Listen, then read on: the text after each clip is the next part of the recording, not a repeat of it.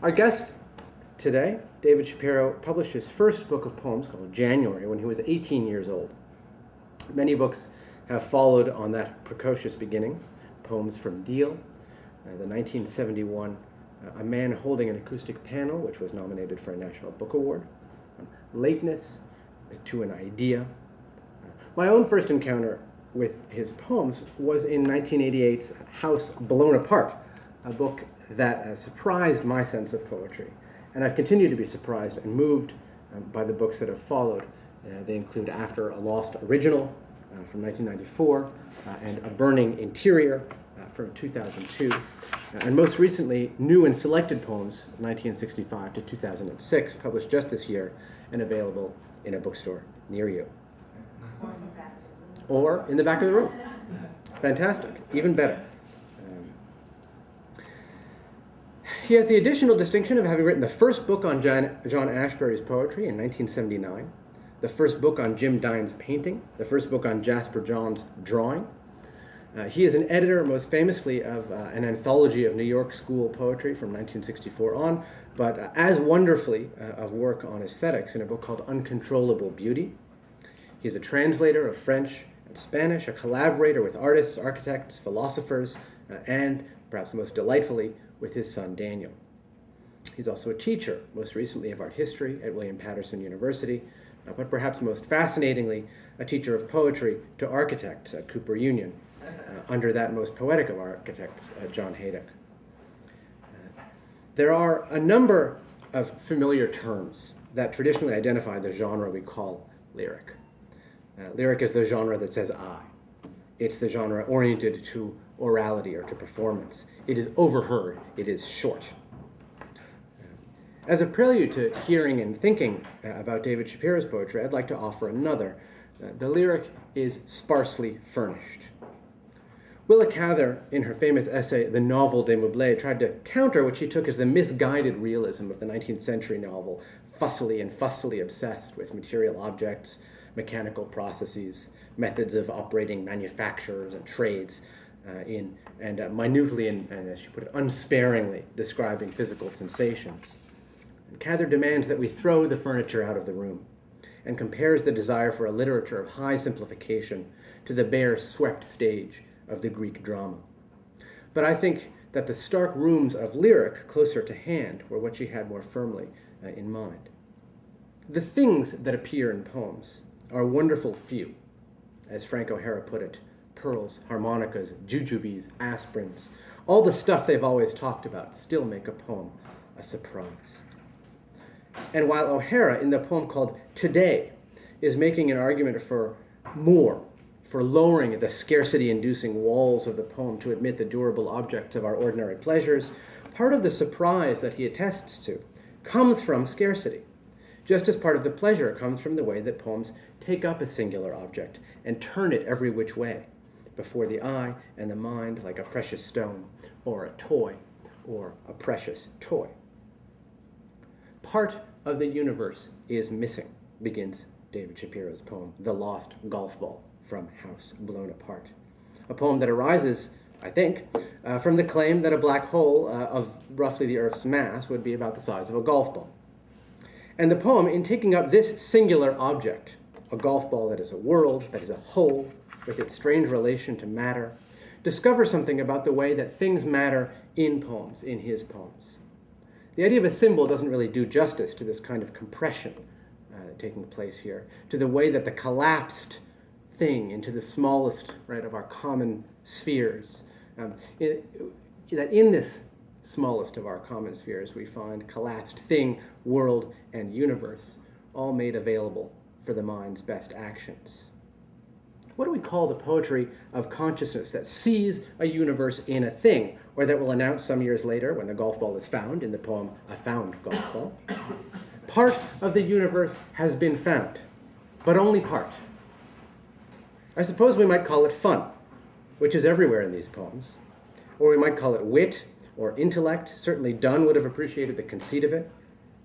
But as is the case with Donne, this characterization would give short shrift to the depth of feeling in it. As he cautions us in A Prayer for My Son, a too cerebral frustrated love's the worst, by which all late romantics are accursed. I want to call this kind of consciousness lyric. Shapiro's poetry takes its stark or clean or emptied spaces as an occasion for feeling to reveal itself, as in his beautiful elegy for the photographer and filmmaker Rudy Burkhardt. And so the snow fell and covered up the snow, and a house within. And so the snow fell and fell on his fallen trees. And oh, the snow fell and covered up his photographs of snow. And so the snow fell and covered up even passing clouds. The cup in architecture, the blank wall, the Eiffel Tower, are a few of the containers or surfaces or structures that are admitted into the close spaces of Shapiro's poem. Around them, the mind plays and feels, and here's the definition of lyric I was looking for early on, strives artfully and manfully for the kind of artless perception suffused with world consciousness or universe consciousness that is natural to a child. Among the most wonderful to me of Shapiro's poems are those written with his son when he was young, collaborations that seek to encircle and save a kind of receptivity in which each thing is both a universe and part of a larger universe being acquired, a receptivity that is in these poems bounded by the father's abstraction, X-ray sophistication, nostalgia, and loss. Birds are the flowers of the sky. Birds, like particles hurtling through a linear accelerator. Oh, history. Oh, happiness. Before turning things over to the poet himself, I'd like to just finish by reading a poem of David's that I love, one that brings together wit and tears, sharp intelligence and sentiment in a way that I think of as characteristically his. He may be planning to read it, and I apologize if you were, but I didn't want to risk people's not hearing it. In this poem, he imagines a poem as a kind of thing, a lost original, not identical to the poems that we have or even that we could have. But in lamenting the lost object, I suggest, he allows us to feel a kind of satisfaction that is characteristically ours. I wish I had a copy of Pushkin's poem, I Loved You Once, which is said to achieve the intended effect, wistful resignation, half concealing, half revealing a still smoldering passion, without having recourse to figures of speech. Oh, it would be clear to you then, there could be such a thing.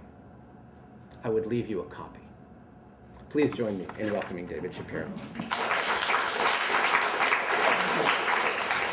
Thanks so much. I'm really so pleased to be here. I'm sort of a combination of the agoraphobe and claustrophobe, so I haven't seen Chicago, and I just loved going. A cab driver said, I said, where's the Roby House? He said, 2 blocks down. It was very moving to walk 2 blocks to the Roby House. And when I was a kid, of course, I wanted to get accepted by Poetry Chicago, and they rejected everything I had done from about age 9 till I met the editor when I was about 17 or 18. He accepted 13 poems immediately. I said to my mother, I can't meet the entire world. But at any rate, I'm really pleased to be here. And I thought it was fun that I didn't have to take 10 books with me like comfort blankets. We've done something. So I'm just going to read back and forth. Bob was just telling me he's done something on the lyric, but he isn't sticking to history. I always tell history. John Haydick, an architect with a great Bronx accent, said to me, David, it doesn't matter. Time doesn't matter. He was always getting things that he had done 20 years later. They would be wind or said, I did this 30 years ago, so what? So this was done 100 years ago. Of course, it is fun to go almost in an order. Here's a poem I wrote when I was about 12 or 13, Canticle. I was on a white coast once. My father was with me on his head. I said, Father, Father, I can't fall down. I was born for the sun and the moon. I looked at the clouds, and all the clouds were mounting. My friends made a blue ring. Oh, we hung down with the birds. I loved the snow when the summer ran away. Once I said, Cricket, Cricket, aren't you afraid that you're really too loud? He said, David, I don't think so. Monstrous night. I want light now, now. I want those great stars again. I want to know why I keep asking my father what he's doing on that shore. What is he doing, anyway? Why isn't he over here? I saw the red bird, too. But where's its wing? I want to tell my father what I saw. That bird is full of fear. It's hard for me to date this, but I have to say, I remember meeting Oscar Williams, who had been a judge on the Scholastic Prize. I was very angry that I hadn't gotten anything but an honorary mention. I said, have you really read this? And he said, young brat. And he said, meet me in my penthouse immediately. Like that. And one of the things he said was, can't you take your poems and rhyme them up? And I said, well, I hadn't thought of doing that, rhyming them up. It reminded me, my uncle was a person who wrote sonnets that were in the New York Times. He was a great pianist.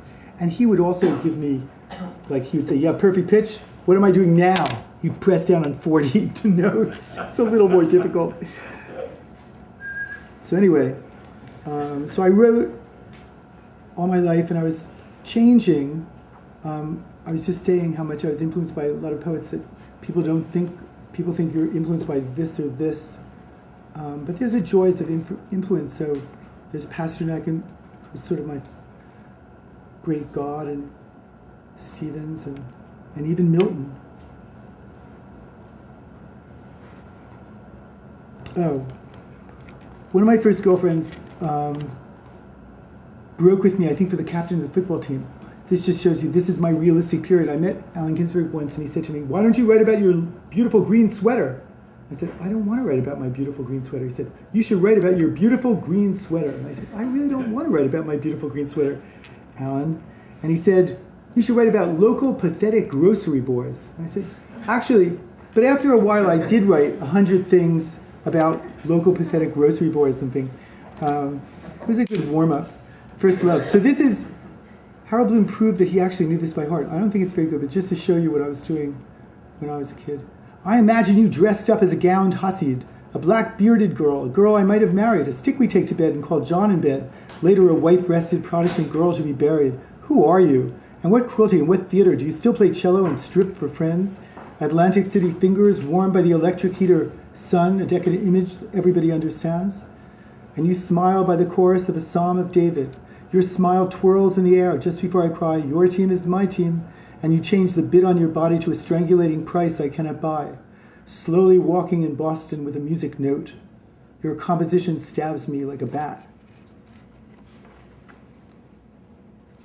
So when you're very young, you very often purposely try to sound like an adult. It's a great mistake, of course. I used to write poems that were traveling among barriers back toward the Demotic home or something, terrible things. And but I did believe in reading everything. And one day my sister I had to babysit for. She was about 4 when I was 13 years older. And we just started to sing, and I took down what she said with me. So these are some songs. She would be pleased that you hear them. Because before I had a son, I did have 3 or 4 sisters. It's hard to say how many.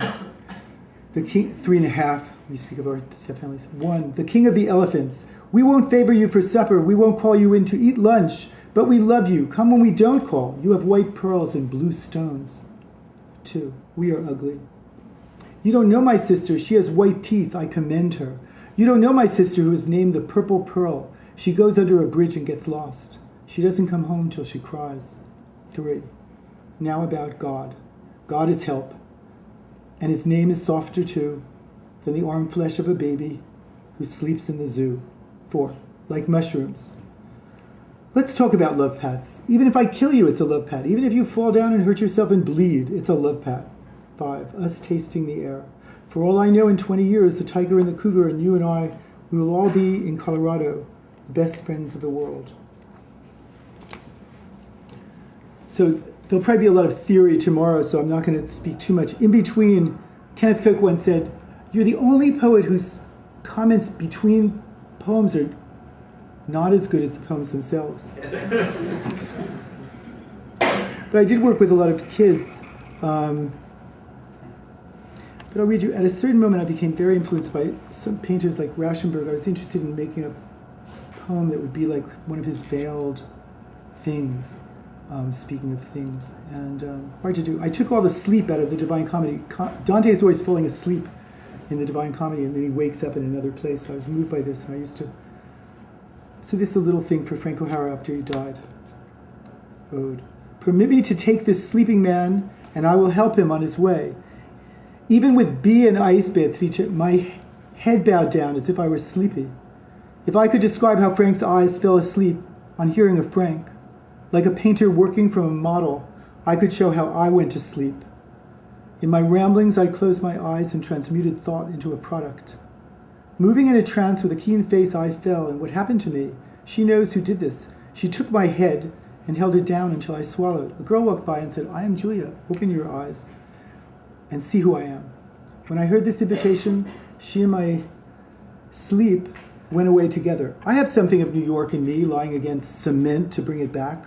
There was almost no time between one when and the other, the when of waiting and the when of seeing a woman in bed. Thus, in presenting sleep, the poem must leap over the cutoffs. You see clearly in a revolution. Look down and notice how you have slept.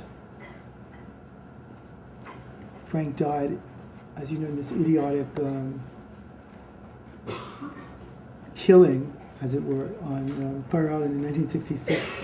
He taught me a lot. One day I said, I said, "How fast did you write that Michael Goldberg poem? Did you do that in a day?" And he said, "Are you kidding, baby? That took me months." I said, "Have you ever noticed in Patterson by Williams there might be, maybe the words are not in the absolutely best place?" He said, "So what?" Which is always very useful to hear from certain people. He had very good taste, but he had a very charming way of thinking without pretentiousness. So it was very hard for me, because he would say to me, "Why do you have all these gulls in your poems?" I said, "Well, I did grow up on a beach." He said, "Yeah." And I said, "Well, they could be images like your, and he will be the wings of an extraordinary liberty." He said, but then from then on he would sign his letters, "Yours in shaking seagull," so I never mentioned a seagull again. But when I was in England, and I had been part of a movement to stop the war, and I helped take over Columbia University. And Jan Palach, when I was in Cambridge, actually, enjoying swans and dawns, Jan Palach was a philosophy student who in 1969 doused himself with flames and set himself on fire. Havel said it was very clear what it meant. It was against all the false authority. So anyway, I wrote this funeral poem that it's part of a big project and sort of two sculptures in Prague. And so I'm proud that this poem sort of traveled back. When I first wrote it, people said, Palach. You know, what they used to say before the Second World War, Czechoslovakia is a country very far away and of which we know little. And this is the end of a long poem, the funeral of Jan Palach, and then it'll end with a sort of nightmare. When I enter the first meditation, I escape the gravity of the object, I experience the emptiness, and I have been dead a long time. When I had a voice you could call a voice, my mother wept to me, "My son, my beloved son, I never thought this possible. I'll follow you on foot." Halfway in mud and slush, the microphones picked up. It was raining on the houses. It was snowing on the police cars. The astronauts were weeping, going neither up nor out. And my own mother was brave enough, she looked, and it was all right. I was dead. And the poem, this long poem, you should be glad that I'm not reading the whole poem to you, is this. James Bond's girlfriend lay in bed having a bad dream during a thunderstorm. All the leaves came falling down. Two men in space, a lady and her dog, a lady and her baby, a treehouse, little huts and boats, and men caught birds to take to another country. Aaron stayed in the temple, but Mrs. Grubb went to the dentist, leaving her boy with chicken pox. It was raining on the houses. It was snowing on the police cars. And so the birthday girl who drags her hair down, down, down to the practice mat, unwinding the serpent power of her spine behind her, hears the owl that hoots no more, dazzled by headlights, as it were, and swept across the road. The tree empty, and the mind emptier than ever before, and freer. So I met the Palach family, and they actually hugged me and said, "We thank you for what you have done," but it was just a response. I did teach in Harlem, and there's a funny poem by a little prophet named Rene, maybe 3 years old, about a farmer who was just a little boy. Once there was a farmer, and a farmer fell in a pot of water, and a farmer was dead, and then he came back alive, and then he was never, never dead again until once in 1,000 of years. After that he was sad because he didn't get his own way because he was only a farmer. He met a wife. The wife was a bride, and the bride had a wedding. After that, the bride come home with his father, and the wife was finished with his work, and he ate as much dinner as he could. He blew up to be big, big, big. He was as big as my daddy. After that, he met lots and lots of people at the wedding anniversary, and they all sang about the bride. And the farmer was there. Everyone was there except the farmer. Because the farmer was only a little boy, and the bride blew up to be as big as my daddy, so the farmer couldn't come because the bride was a big lady, because the bride was the farmer's mommy. Then, after that, after a couple of years, he was sad because he wasn't a bride anymore. The farmer didn't have a daddy, just a mommy, because the daddy died. His name was Jonathan. Then the bride, Stevie, was a farmer, and so the bride took off her clothes, went outside to play, and took a walk to the store, the A&P.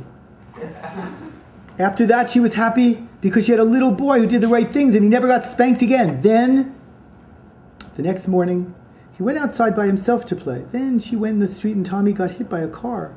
So the farmer got hit by the car.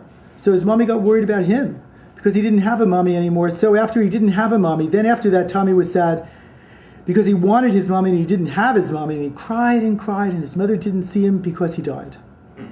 At that moment, the real mother came into this little place and took this boy away. I felt that I had been in the contact with Isaiah, the way he said it. But. So these are all poems that I wrote when I was either a teenager or, one publishes a book at 18, but they were really embarrassing because once John Ashby said, "Aren't you the best 13-year-old poet who's ever lived?" And I said, "I was 15. In those days, I wanted to be older. Now I think, yeah, I did do those at 12 and 13. Why did I call something the Lost Golf Ball? Once, Kenneth Koch said, you want people to look at your poem, but they really don't. Let's say it's like Jane Freilacher. She says, you have to give a good title, like The Lost Golf Ball. Then people won't see the Lost Golf Ball, but they will have looked at your work. The Chinese have an idea of doing that too. If it's snow painting, the little hut will be covered up by snow. Anyway. Now to show you that I'm not just a whimsical New York poet sucking jujutes in 1953, here's a poem called Stay, Stay, Stay, Stay. It is snowing on the kindergarten, it is snowing on your eyelids. Love's dice are manias and fights, Anacreon writes. You are standing on my eyelids, and your hair is in my hair, as Paul Eluard says elsewhere. And what do you say? I say, stay, stay, stay, stay, streak intrinsicality.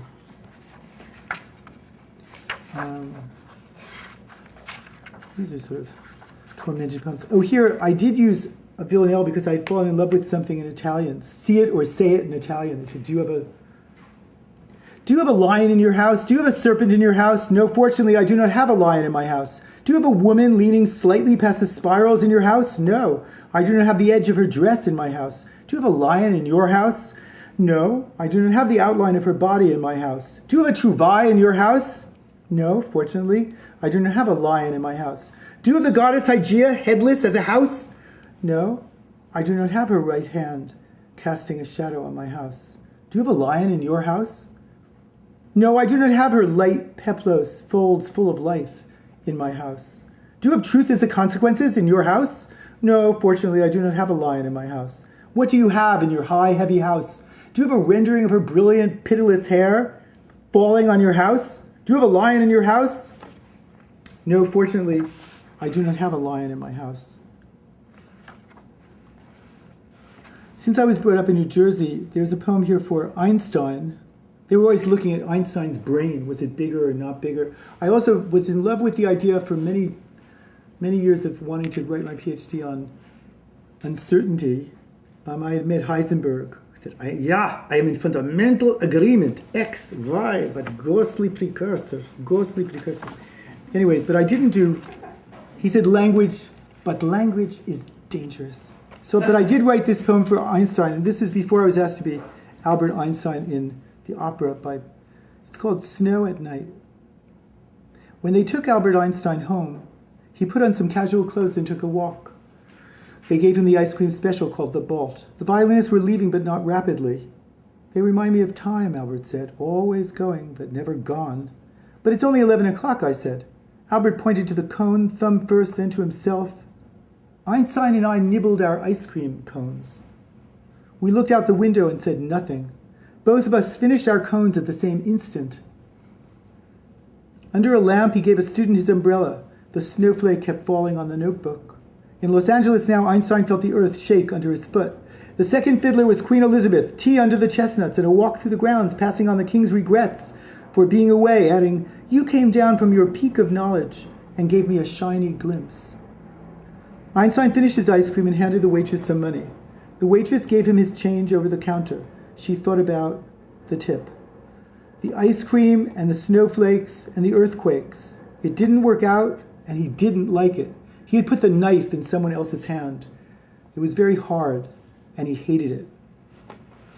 There's this wonderful moment in Einstein's life that stretched out to be 20 years in which he didn't like quantum mechanics. So he sort of is famous for having beaten his head against the stone wall of quantum mechanics.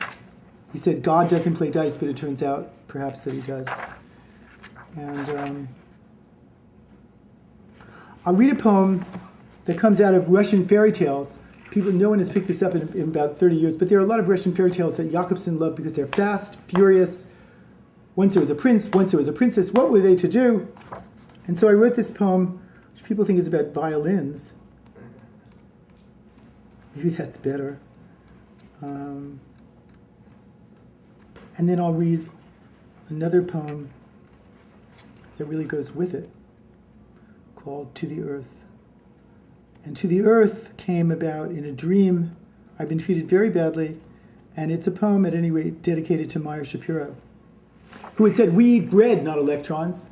He said, but I didn't invent that. He said, it was the Marxist neurophysiologist Paul Schilder. I said, oh, it's for you anyway. These are poems that go up and down. Falling upwards. A certain violinist had a beautiful violin, but before he had time to play her long and listen to her tones as such, he was compelled to renounce music and sell her and go on a far journey and leave his violin in the hands of the violin case. What was there to do? It is said, you cannot live life in quarter tones. What was there to do? It is said, you cannot live your life in silence. What was there to do? It is said, you cannot live your life playing scales. What was there to do? It is said, you cannot live your life listening to the Americans. What was there to do? It is said, you cannot live your life in your room and not go out. What was there to do? It is said, music disobeys and reaches the prince's courtyard ever farther than smell and grits its notes like teeth and gives us food and drink and orders a fire to be lighted, famished silk to hang over it, and repetitions to be sharpened. What was there to do? It is said, it is the violinists who do not sleep. What was there to do? It is said, we think and don't think. We are asleep. What was there to do? It is said, music sinks into the mire up to its neck, wants to crawl out, but cannot. What was there to do? It is said, the violin was a swan, seized the boy, falling upwards to some height above the earth. To the earth. I fell with my father through space, in a space module as round as your thumb. My father remarked of the earth how they had divided everything, by twos or by one, a joke. It was better by far to visit the other side than stay stranded in that self. We passed the poor Americas, South Africa, striped as a zebra, and Russian artists who could not practice their art, the art of the grid, while others wondered whether we had seriously judged the grid. But all over the earth, the artists painted what they wanted, except where they could not, or what they needed and did not. And my father worried aloud, knocking on the moonlit plastic module door. When we fell, we screamed, but we were safe in Texas, safe as Texas in Texas. Eating bread, not electrons. Madly in love with the earth.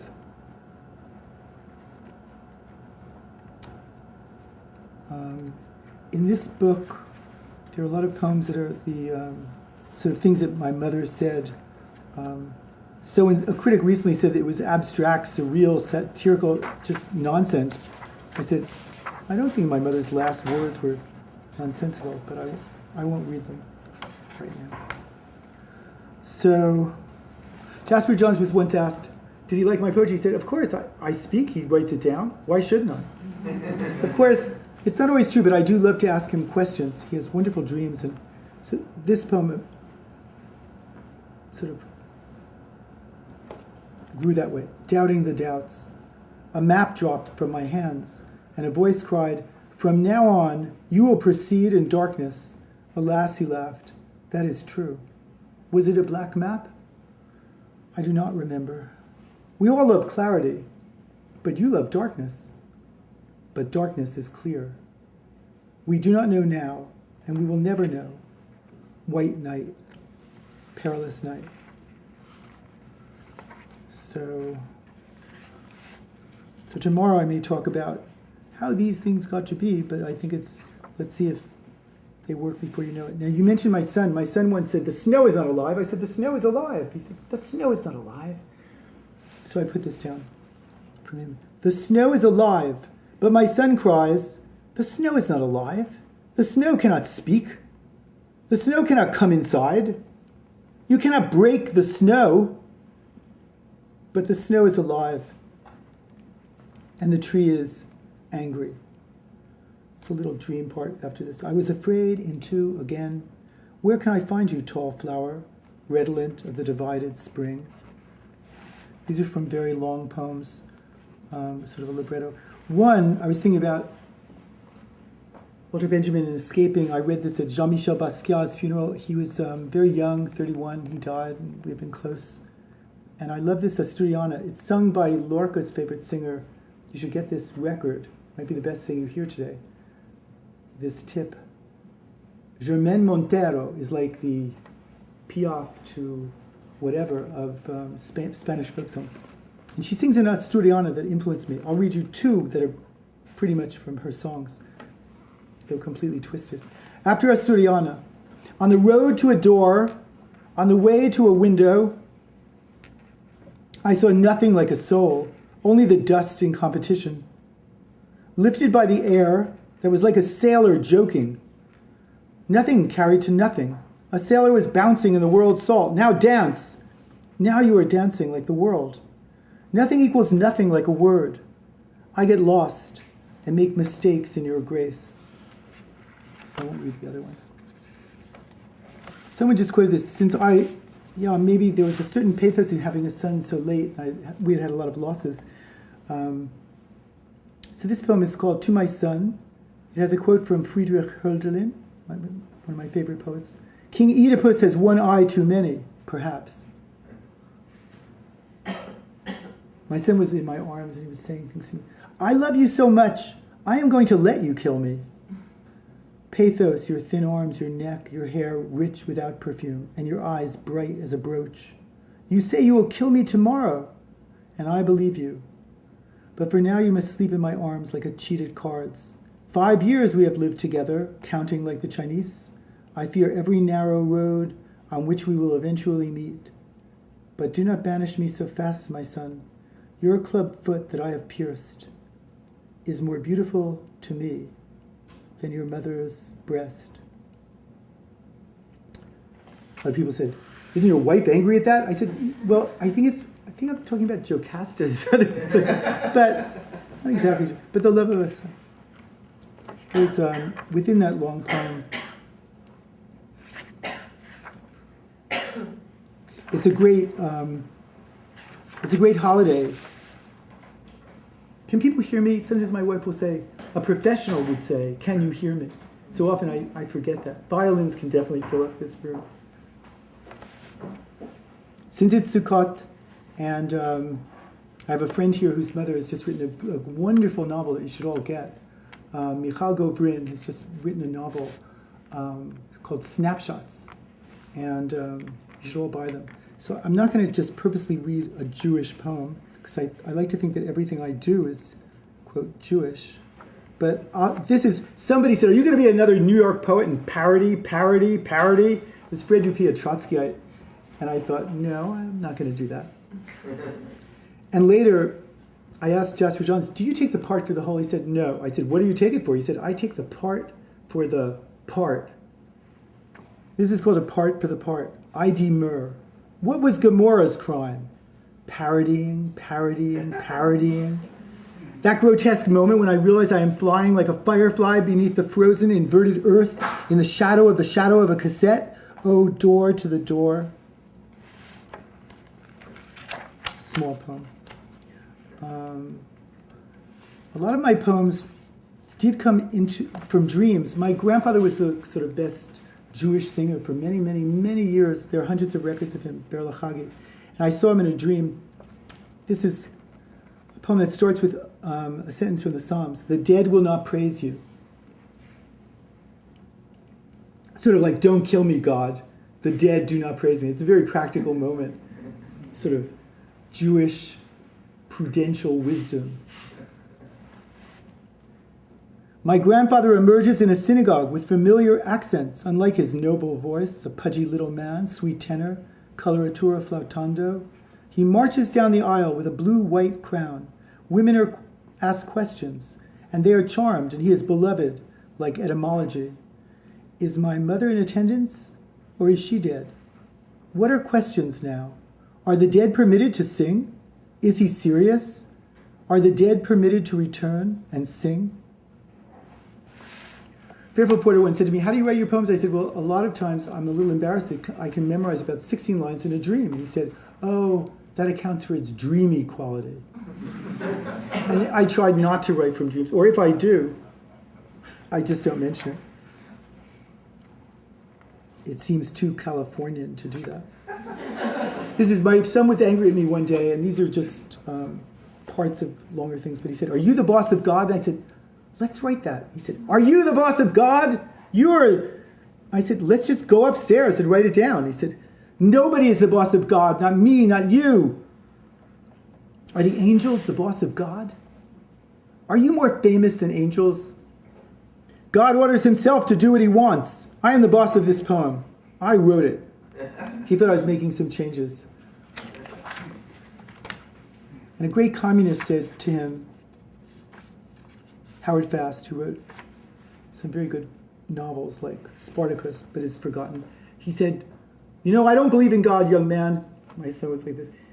But if I did, that's my image. How much did your father give you for that poem? My son said, he doesn't pay me. He said, never write for free. This is an old Stalinist. I have a long poem called A Burning Interior. And since you're talking about things, one of my favorite things my whole life, I had a chance to lift it for about 2 years, was a light bulb that Jasper Johns did. Happened to be in England when I was there for 2 years. For 2 years I thought, can you write a poem in the condition of this? Just as when we talk about architecture, I asked my architects, can you make a house in the condition of Rimbaud? It sounds silly to some, but finally it becomes very interesting. So this is my poem, Light Bulb. He did it in 1960 when I was 13. Our father, restless, afraid of death, would say, you will rest when you're dead. Perhaps not. And practice or you'll eat in the garage with the dog. Dead as the light bulb is living still. A secret for the light bulb is the nap of broken music. There are some veins in brown plaster, but the world emits a little light. You wore cereal boxes as a belt. I wore electric light as another mistake. The search continued for more veins and a dented skull. This too had a pedestal, or place, or base, or double door, or triple tune. And when my friend John Haydick, whose work I hope you all see, and I guess you can Google it, but he was my friend for many, many years, and as we knew he was dying, I tried to write him something as if we were all already dead.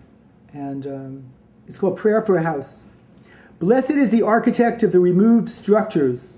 Blessed is the structure that weathers in spring snow like lies. Blessed is the crystal that leaps out of the matrix like a fool. And blessed is the school. Blessed factures, blessed like spring snow, blessed like a fool and burnt book. Is the school a structure or weather, or a lie like spring snow? And is the matrix leaping also like a fool? And is the book built or burnt? Blessed is the removed. Blessed to the inlay like spring. Blessed is the tiger of the matrix like a found fool. And blessed the unbuilt like a book. Blessed is the architect who survives all removal. Blessed is the trapped structure like a gift. Blessed is the crystal fool. And blessed is the school. Blessed is the cut and the cry. Blessed the body of the patient in spring snow like lies. Blessed is the crystal stepping out of the matrix like a fool. And blessed is a burning book. Blessed is the anchorite and the architect in the dark smudge. Blessed is the remover bending to remove. Blessed is the folly leaping out of matrix. And blessed is the empty center. Blessed burning structures. Blessed like snowy spring. Blessed cry, blessed in the matrix like a cut fool. And blessed each unlit book. Blessed is the architect of the removed cut. Blessed the structures that weather in lies like spring snow. Blessed is the crystal that leaps out of the matrix like a fool, and blessed is the school like a burning library. Old new prayer. Old new song. Blessed is the crystal and the cry and the matrix like a painting fool, and blessed is the school.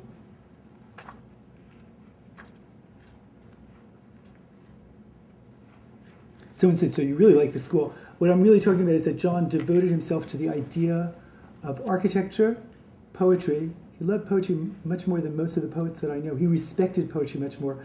When the president of Romania came to Cooper Union, he said, we'll give him our best thing. I said, what is it? And he said, the collected works of Emily Dickinson. And he gave it to him. And I said, that was good. I was going to give him a stone because he was a geologist.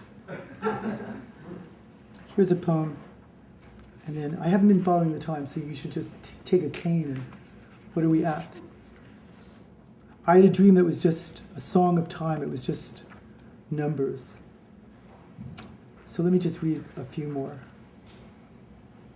You mentioned Rudy Burkhardt. He was a great master for me. I said, you photograph countries and cities at the same level. He said, I try not to exaggerate.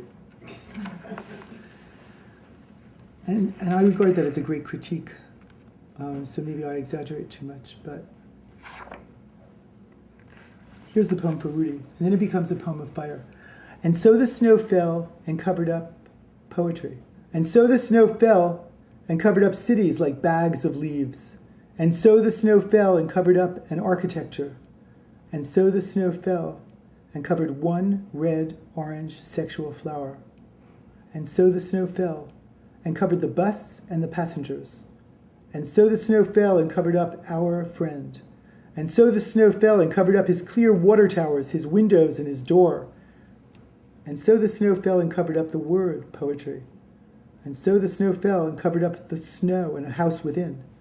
And so the snow fell and fell on his fallen trees. And oh, the snow fell and covered up his photographs of snow. And so the snow fell and covered up even passing clouds. And what I've done to this also, though I've only published it in Spain for the towers. And so the fire fell and covered up poetry. And so the fire fell and covered up cities like bags of leaves. And so the fire fell and covered up an architecture. And so the fire fell and covered red, orange, sexual flowers. And so the fire fell and covered the bus and the passengers. And so the fire fell and covered up our friends. And so the fire fell, covered up their clear water towers, their windows and their doors. And so the fire fell and covered up the word, poetry. And so the fire fell and covered up the fire and a house within. And so the fire fell and fell on his fallen trees. And oh, the fire fell and covered up his photographs of fire. And so the fire fell and covered up even passing clouds. I'm just going to read one or two new poems. My kids always say, are you reading new poems? I often think that poems are a little wet for a while. But I have been doing a lot of bad sticker collages, so I'm just going to read one or two others. Do we have... Oh, it used to be said at the New York School, your poems remind me of an index of first lines. And a poet that I liked said, what's so bad about that? And I do love looking at let's say, certain paratactical situations. Like Frank Stella said, oh no, it's Motherwell said, the paint looks so good in the tube, I could drink it. He was a great drinker. Keep a poem up to the level of color in the tubes. So this is after Ryokong.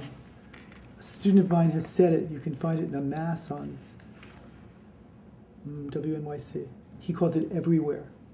In my cup, in the thin snow, in front of your window, in the window sky, in the blue distance, in the scattered doors, in the pool near your room, in the shadow on the highway, in every quarter of the evening land, in the staves of the sky, I seem to hear your voice.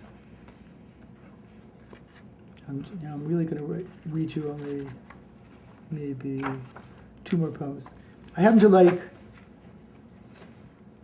the phrase hapax legomena. I was always amazed in the Bible that there's a word like tohu bohu, and it's a guess that it's chaos. Rashi says it could mean astonishing and alone. Wouldn't that be nice?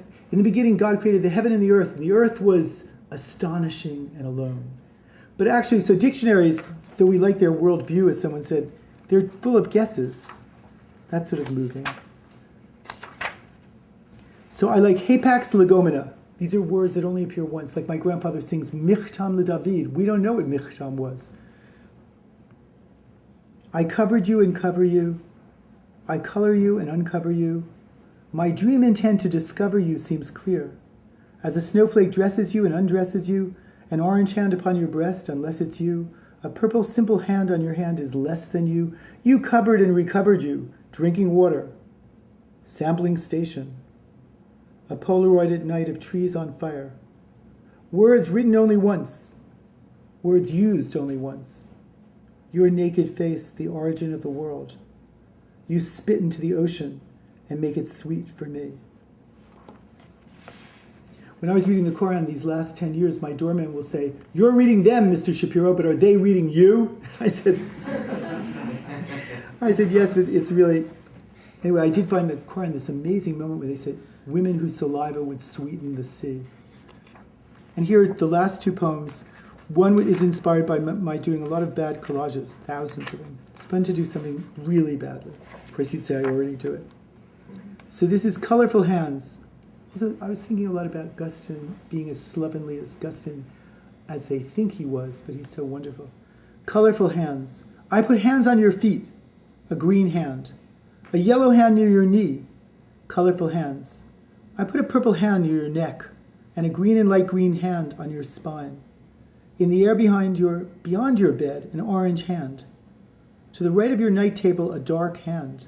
I put an outstretched purple hand over your hair. A red hand on your hip says, goodbye, evening enemy. One red hand could cover you. I place a guitar in your upper lip and a trumpet, and between your lips, a conductor's baton.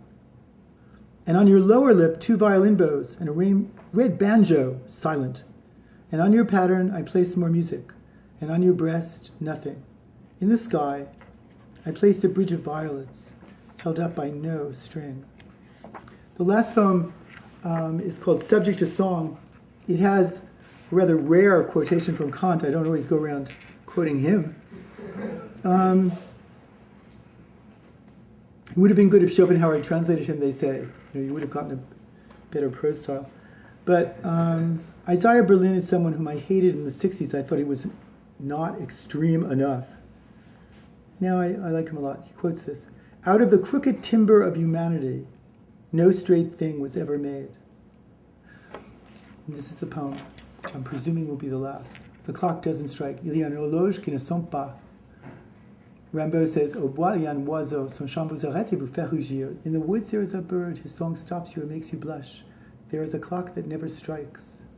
And he goes through a lot of different things. And then he says, and when you're hungry and thirsty, there's someone to carry you away. But no one knows whether it also means beat you up. Subject to song. Out of the pills and the pencils, out of toothbrushes and night guards, out of CDs and Altoids, out of feathers and staplers, out of time clocks and syllabi, out of tissues and scissors, nothing straight has ever been made. Out of computers and mouse pads, out of CDs and CD-ROMs, out of pens and sedentary mentalisms, out of philosophers and lampshades, out of pennies and a penis, out of calculators and prescription pills, out of envelopes and white envelopes, out of industrial shelving and the moonlight. Nothing straight has ever been made. Out of Venetian blinds and dream catchers, out of dreams of Lichtenberg and the desire of art history, out of war and branches, out of shadows of my fingers in your hand, out of your riveting nipples and her weightless eyes, out of rocks and buttons, out of the number 5, and out of a red rhino, out of mustaches and Mona Lisas, out of black numbers, nothing straight has ever been made. Out of colored sand and autumnal trophies, out of chaos and beds, out of a crooked woman in the straight edge of a crystal, out of jade and dust, out of mankind's poor penis and the archaic song of sacrifice, out of Pluto, Medea, and Goofy, out of black boots and Van Gogh shoes, out of a battered self-portraiture, nothing straight has ever been made.